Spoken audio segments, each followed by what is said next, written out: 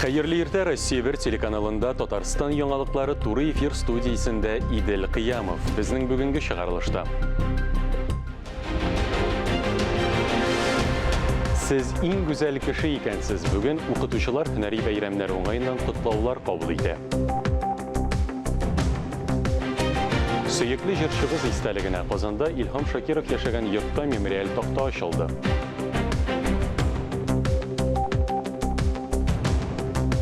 Шәһри Казан газетасына 30 ел, Башкалада Татмедиа бинасы янында газета аллеясы булдырылды.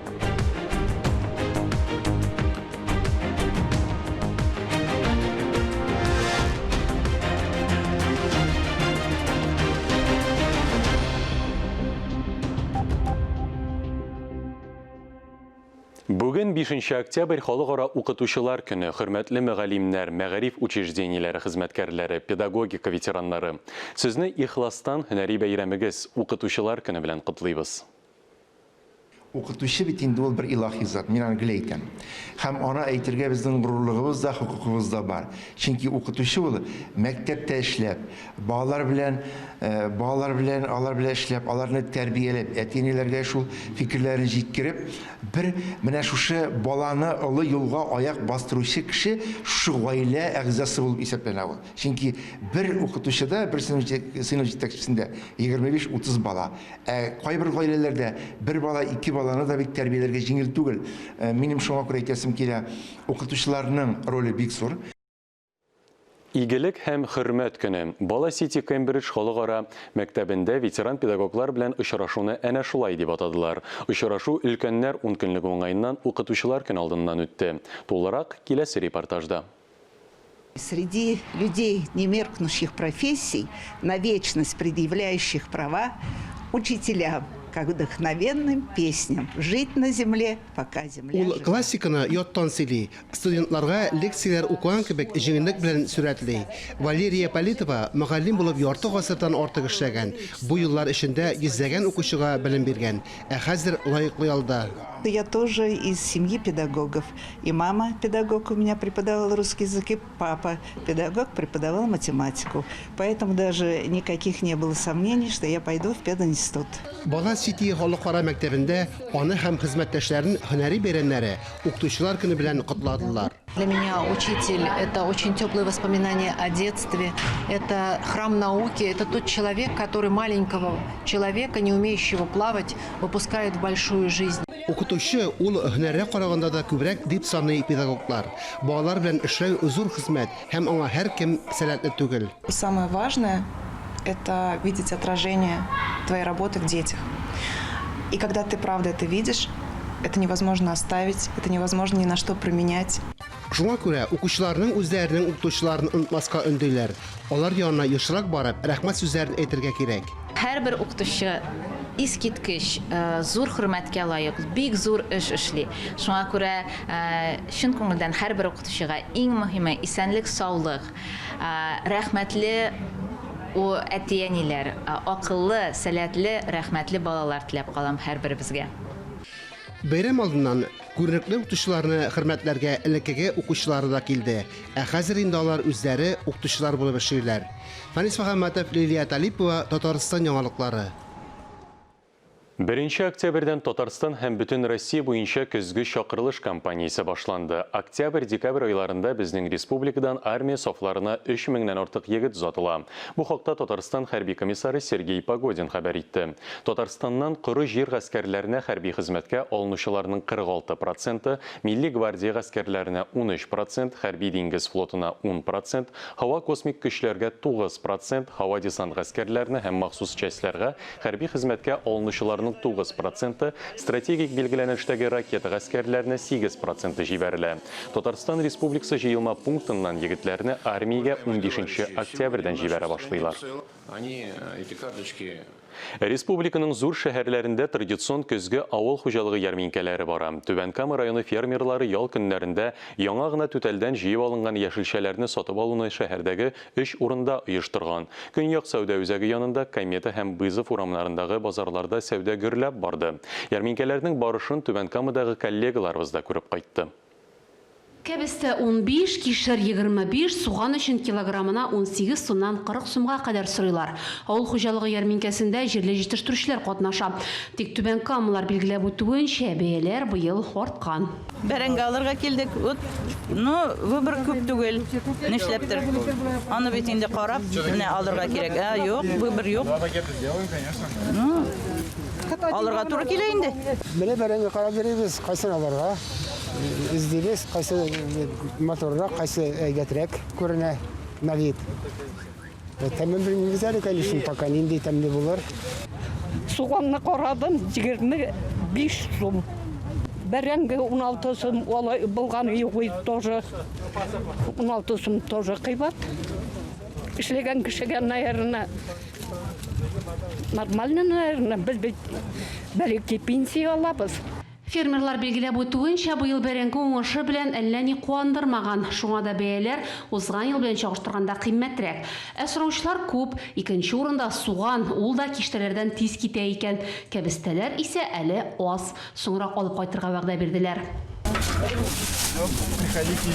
Спасибо большое. До свидания. Көзге авыл хуҗалыгы ярминкәләре 13 ноябрьгә кадәр эшләячәк. Сатып алу шәһәребезнең 3 нуктасында оештырыла. Южныйдагы Магнит сәүдә үзәге тирәсе, Комета һәм Бызов урамындагы базарлар. Гөлия Нигъмәтуллина, Фәхри Исламов, яңалыклар.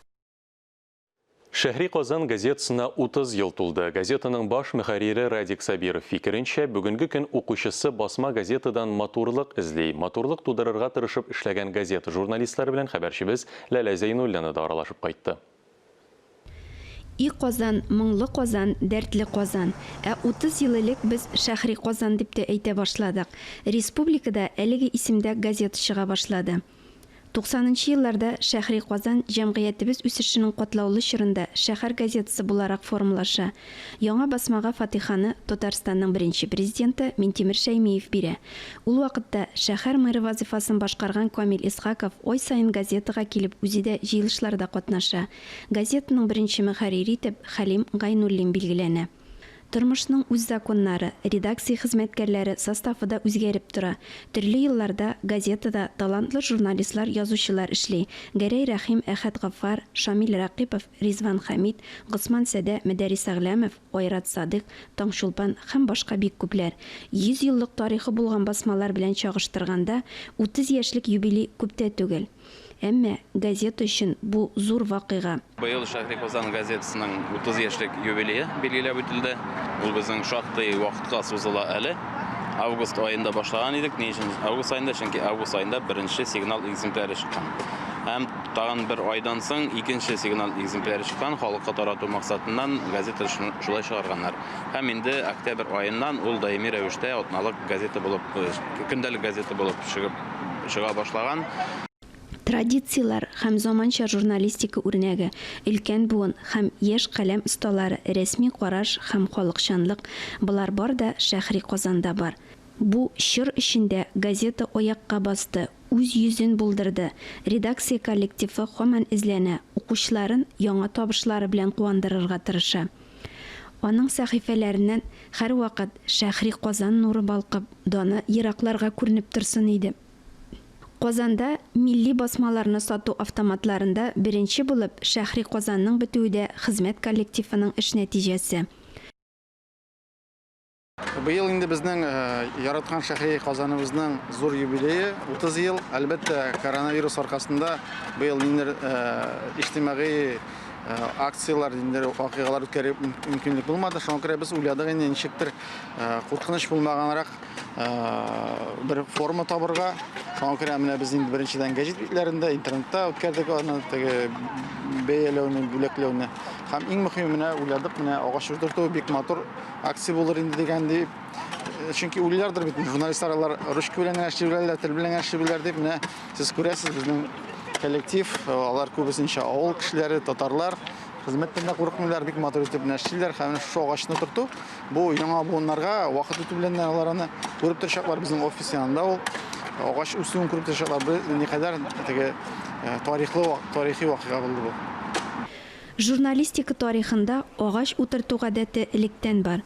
Татарстан журналистлар берлеге урнашкан бина каршындагы скверда Шәһри Казанның үз агачы бар иде. Ә хәзер Татмедиа бинасы янында Шәһри Казан аллеясы да барлыкка килде. Шәһри Казан газетасының юбилеен үзенчәлекле уздырасылары килгән. Шуңа күрә дә 30 сентябрьдә 30 төп чыршы утырту идеясы туа аларда. Агачларны урманга яки Кабан күле буена утыртырга уйлаганнар. Ахыр чиктә Татмедиа генераль директоры Шамил Садыков Шәһри Казан аллеясын Татмедиа бинасы янында булдыруны тәкъдим иткән. Ләлә Зайнуллина, Ирек Хамидуллин. Коронавирус йогышы таралуга каршы чаралар күчәйтелде. Роспотребнадзор белгечләре аларның үтәлешен контрольдә тота. Узган атнада барлыгы 757 рейд үткәрелгән. Санитарий кагыйдәләренең тупас бозылуы өчен 20 объект вакытлыча ябылган. Белгечләр белән бергә рейдка безнең иҗат төркеме дә чыкты.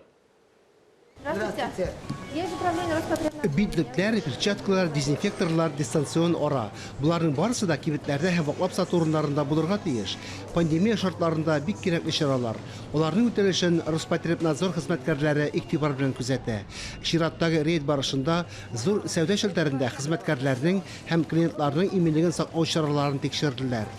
Сотрудники, когда у нас приходят на работу, мы отмечаем их температуру несколько раз в день. Тән температурасын тикшерүдән тыш, кассаларда дезинфекция үткәрү мәҗбүри. Шулай ук товарларны бирү өчен махсус тәрәзәләр булырга тиеш. Әмма кагыйдәләр тиешенчә үтәлми.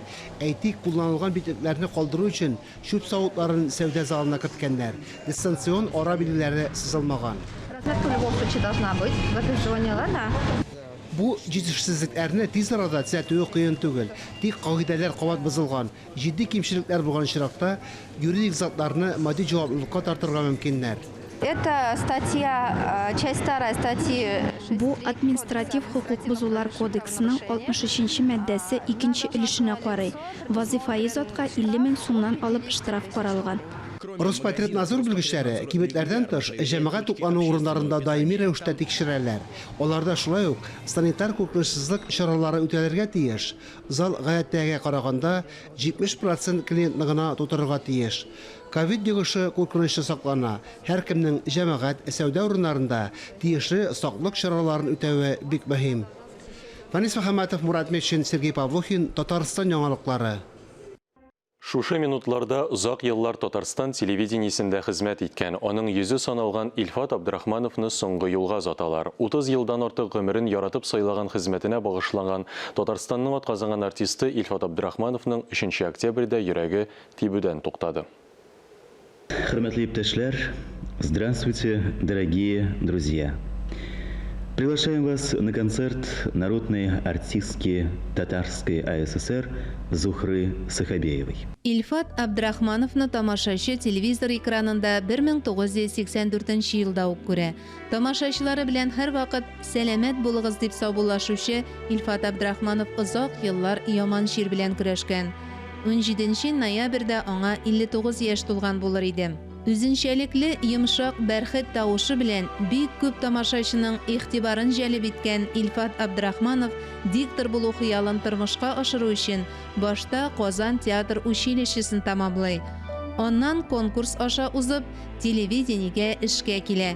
Ул теләсә нинди темаларга багышланган тапшыруларны югары дәрәҗәдә оста алып бара иде. Алар арасында Татарстан дип аталган хәбәри мәгълүмати тапшыруда, җырчыларның концертларын тәкъдим итүгә багышланганнары да, актуаль әңгәмәләр, тематик тапшырулар да бар. Дәүләт дәрәҗәсендә оештырылган рәсми тантаналар, концертларны алып баруда нәкъ менә аңа тапшырыла иде.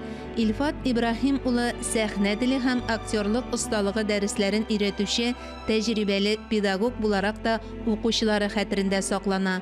Соңгы елларда ул Созвездие йолдызлык фестиваленең жюриендә эшләп, бик күп балага зур сәхнәгә юллама бирде. Ә бүген аның үзен соңгы юлга озаталар. Илфат Абдрахманов Яшел Үзән зиратында җилләнәчәк. Якыннарының тирән кайгысын уртаклашабыз.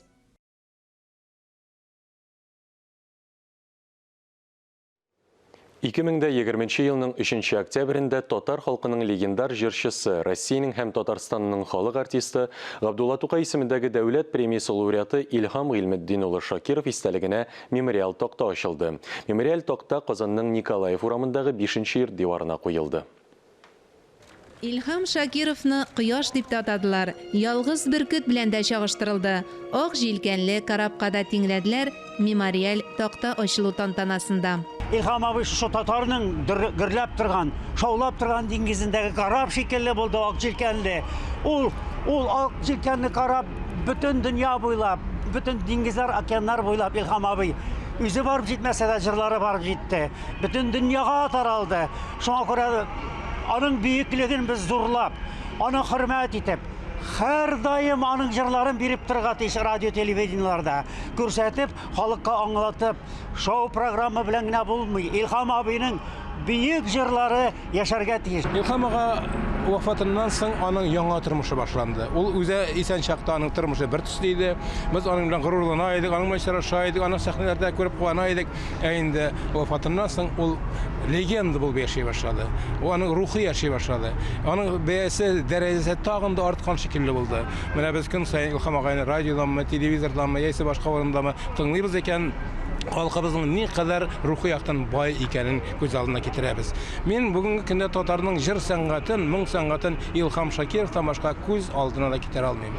Диңе булмаган җырчының исемен мәңгеләштерү максатыннан Татар моңы халыкара җыр фестиваленә, концертлар залына Илхам ага Шакиров исеме бирелде.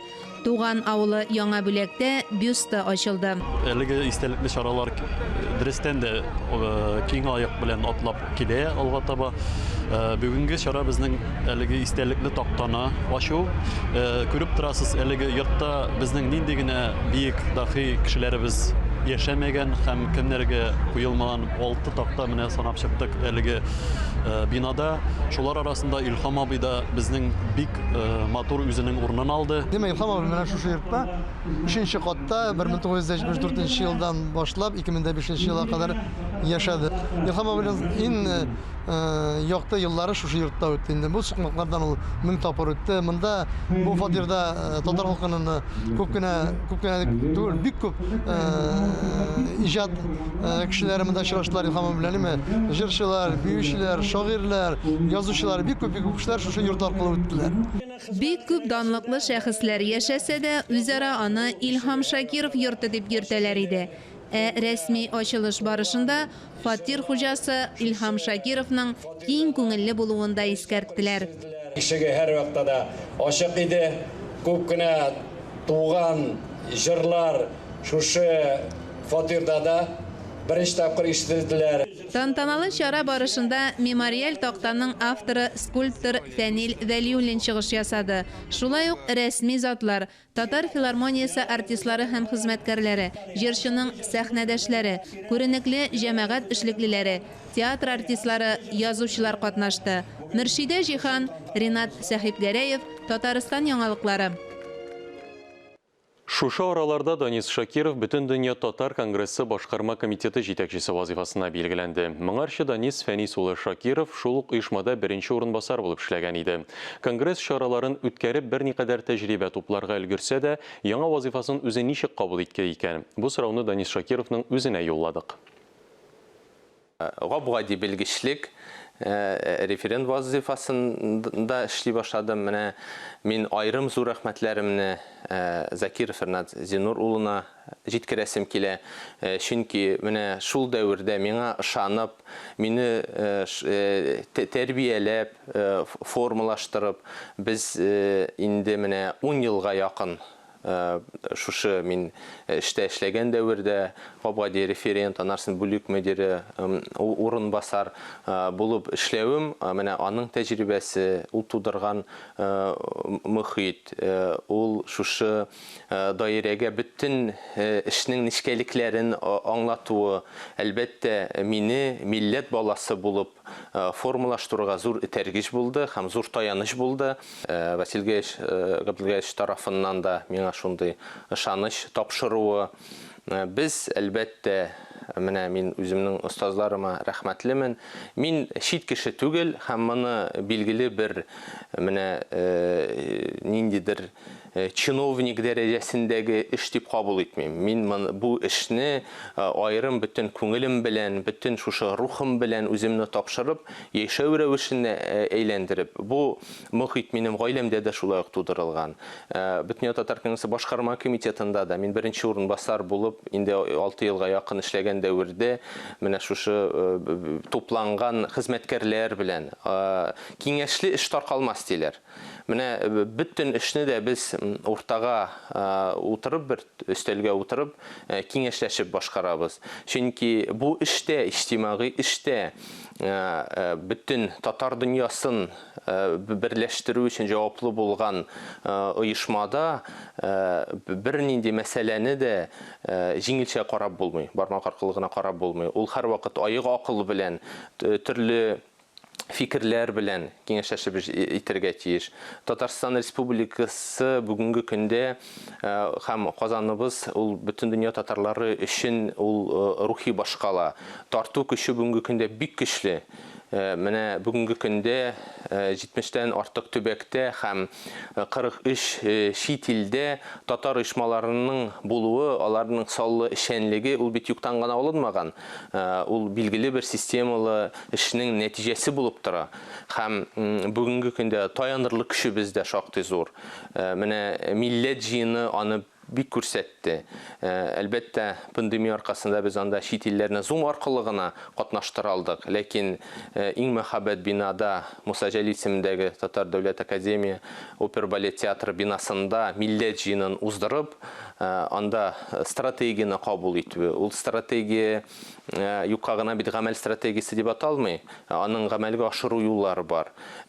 Мин шуны да аерым ассызыклап узасым килә. Татарстан Республикасы Президенты Рөстәм Нургалиевич Миңнеханов тарафыннан менә аерым мәкаләләре ул безнең халкыбызның күңеленә килеп керде, үтеп керде. Менә традицияларга тугрылык, киләчәккә ышаныч бу исемдә шактый зур мәгънә ята. Менә минем шушы эшләү принцибымда традициялы булган традицияларга таянып, киләчәккә зур ышанычлар белән бергә киңәшләшеп, бу юнәлештә эшләү һәм һәрвакыт әйтеп килдем, үз телен кадерләгән халык кадерле булыр. Бүген бик үзенчәлекле көн, укытучылар көне. Халкыбыз һәрвакыт мәгърифәтле, гыйлемле халык. Укытучыларыбызны бәйрәм белән котлыйм һәм уңышлар телим. Татарстан дәүләт телерадиокомпаниясе исеменнән тагын бер кат хөрмәтле укытучыларыбызны һөнәри бәйрәмнәре белән котлыйбыз. Безнең изге теләкләргә тамашачыларыбыз да кушыла. Шушы форсаттан кулланып, минем исем килә үземнең беренче укытучымны, класс җитәкчемне һәм әти-әниемне рәхмәт сезгә барысы өчен дә сәламәт булыгыз. Мәдрәсәдә укыткан укытучыларыбызга, мәктәптә укыткан укытучыларыбызга барып хәл белешеп, Аллаһка шөкер, аларны без данлыклыйбыз, бүләкләр бирәбез, хәлләрен белешәбез, чөнки алар безнең рухи яктан ата-аналарыбыз дип әйтеп була. Бу районның Яңа Тинчәле авылындагы барлык укытучыларны, барлык остазларны, минем әнием дә укытучы иде, математик укытучысы. Менә аларның бөтенесен дә якынлашып килешеп бәйрәм белән котлыйм. Һәм дә тәртипле укучылар, тырыш әти-әниләр һәм дә шушындый исәнлек, саулык телим. Әлеге сәгатькә шундый яңалыклар иде. Мин Идел Кыямов бүгенгә сезнең белән саубуллашам. Яңа эш атнасы уңышлы булсын. Исән-имин булыгыз.